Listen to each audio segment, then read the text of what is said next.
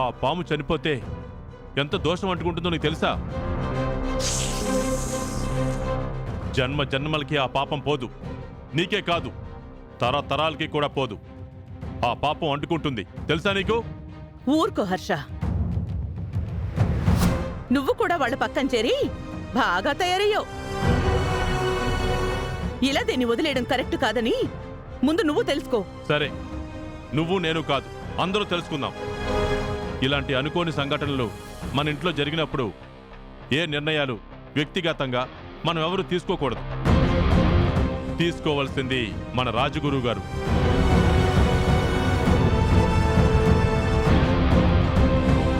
మన రాజగురువు గారిని పిలుద్దాం. గురువు గారికి అన్నీ తెలుసని నువ్వు నమ్ముతావు కదా, వారే ఇదేంటో చెప్తారు, ఏం చేయాలో చెప్తారు. ఈ సమస్యకి పరిష్కారం చూపెడతారు. ఆయన్ని ఇప్పుడే రమ్మంటారు. అంతవరకు నువ్వు ఆవేశపడి నన్ను ఆవేశపడేలా చేయకు, సరేనా? ముందెక్కడి నుంచి పదండి.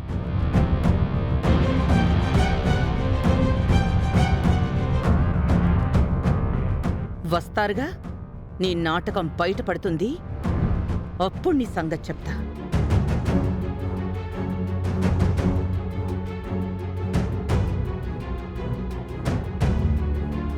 గురువుగారు వచ్చి చెప్తే కాని వీళ్ళు నమ్మరు చామంతి. చెబుతారు కదా, అప్పుడు బాబుగారు వీళ్ళ సంగతి చెప్తారు. ప్రేమ్ బాబు, లోపలికి పదండి, పదండి.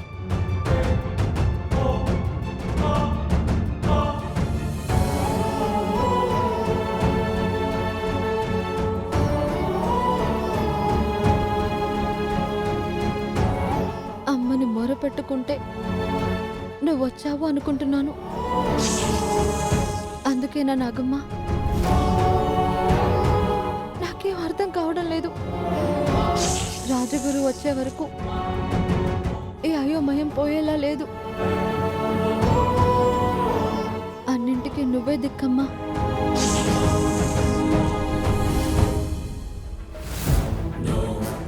చూసావా, విన్నావా? ఏంటి సార్? ఏంటా? డాడ్ మనల్ని ఎన్నెన్ని మాటలు అన్నారో వినలేదా? ఎలా మనల్ని చీప్గా చూస్తున్నారో నువ్వు వినలేదా?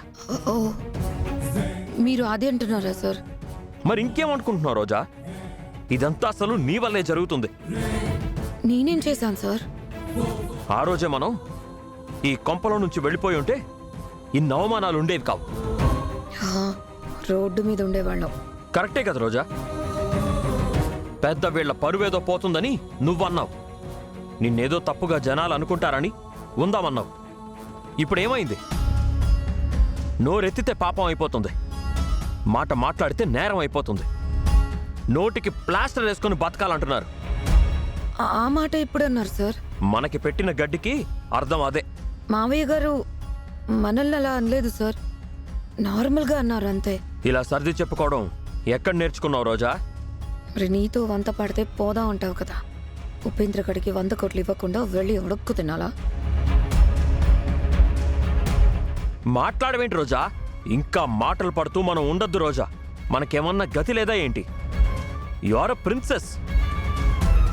లక్షల కోట్ల ఆస్తికి వారసురాలివి. మొదలు పెట్టాడ్రా బాబోయ్. ఏం తక్కువ అని ఆయనతో మాటలు పడుతున్నావు? కొత్త ఎయిర్లైన్స్ పెట్టి 100 విమానాలు తిప్పుతూ మనం కూడా విమానంలో ఎగురుతూ వచ్చి పైనుంచి ఆయన్ని చూసి నవ్వుతా. అది కదా మనకు కావాల్సింది. తప్పకుండా సార్, ఆ టైం డెఫినెట్గా వస్తుంది. అది కదా నువ్వు చూడాలి. నువ్వేమన్నా జాతకాలు నమ్ముకునేదాడివా? మీ కొల్హాపూర్ సంస్థానానికి యువరాణివి. అవును సార్, పట్టాభిషేకం కావాలి కదా. అదే రాజమణిహారం వచ్చేసింది కదా రోజా. ఆ పూజ ఏదో చేయించేస్తే అయిపోతుంది కదా. పద, పంతులు గారి దగ్గరికి వెళ్దాం. సార్, మీకు చెప్పాను, మర్చిపోయినట్టున్నారు. ఆ పూజ ఎప్పుడు పడితే అప్పుడు చేయరు సార్. ఏ పంతులు గారికి పడితే ఆ పంతులు గారికి ఆ ముహూర్త సమయం నిర్ణయించడం తెలీదు. మా సంస్థానపు సిద్ధాంతి గారే చెప్పాలి. ఆయన చెప్తానన్నారు సార్. చెప్తారు, కొంచెం ఓపిక పట్టండి. ఆయన ఎప్పుడు చెప్తారో ఏంటో. నాకు ఈ ఇంట్లో ఒక్క క్షణం కూడా ఉండబుద్ధి కావడం లేదు. ఎప్పుడు ఈ కింగ్ని డాడీకి చూపించాలా అనుంది. చూపిద్దాం సార్. మన రేంజ్ అప్పుడు మామూలుగా ఉండదు. ఉండకూడదు. నా వైఫ్ ప్రిన్సెస్, ప్రిన్సెస్ మరి. ఈ టార్చర్ ఏంట్రా దేవుడా. నాకన్నా ఈయన పెట్టి హింసకి ముందు నా పట్టాభిషేకం చేసుకోవాల్సి వచ్చేలా ఉంది. త్వరగా ఉపేంద్ర గారిని కలిసి ప్లాన్ చేయాలి. వీడి గోల నేను పడలేకపోతున్నాను. ప్రశాంతంగా ఊపిరి కూడా తీసుకొనివ్వట్లేదు.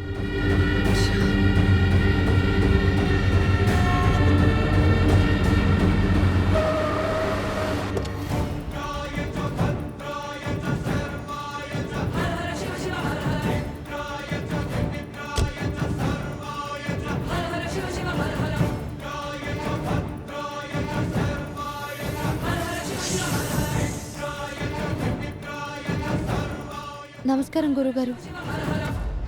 ఆయుష్మాన్ భవ. అందరూ మీకోసమే ఎదురు చూస్తున్నారు. వచ్చాను కదమ్మా, చెబుతాను. అలాగే గురుగారు. చామంతి, ఏంటి స్వామి? నువ్వు అనుకున్న గమ్యానికి చేరుకున్నట్టున్నావు. ఏమంటున్నారు గురుగారు? మీరు దేని గురించి చెప్తున్నారు? అర్థమయ్యే రోజు ఎన్నో రోజుల్లో లేదమ్మా. ఆ భగవంతుడు బంధాలని అనుబంధాలని ఎలా కలుపుతాడో, ఎలా విడదీస్తాడో, దేనికి ఏది కేంద్ర బిందువు అవుతుందో, దేనికి ఏది అనుసంధానమో, ఆయన చర్యలకి మంచివారికి జరిగే ప్రతిచర్య శుభముగానే సిద్ధిస్తుంది. నిన్ను ఆ దేవుడు ఒక ప్రత్యేకమైన దానికోసమే పుట్టించాడమ్మా. నీ జాతకం త్వరలోనే మలుపు తిరగబోతోందమ్మా. గురుగారు, ఎప్పుడొచ్చారు గురువుగారు? లోపలికి రండి. ఏమే గురువుగారిని ఎండలోనే నిలబెట్టి ఏం మాట్లాడుతున్నావు? అమ్మాయి మాట్లాడలేదమ్మా, నేనే మాట్లాడాను. ఏం చేసిందండి? తను మంచే చేసిందమ్మా. ఆదుర్ధా పడవలసిన అవసరమే లేదు. లోపలికి రండి గురువుగారు. పదండి. రండి. పదండి.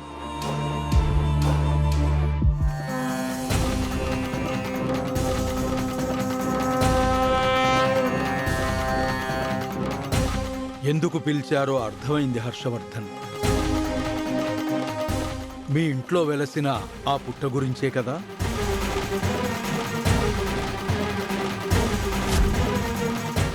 అవును గురువుగారు, మీరే మీ దివ్య దృష్టితో చూసి చెప్పండి. అది స్వయంభూనా? కాదు కదా? ఎవరో పెట్టిందే కదా? అది ఎవరో చెప్పండి గురువుగారు. హర్ష నన్ను అస్సలు నమ్మడం లేదు.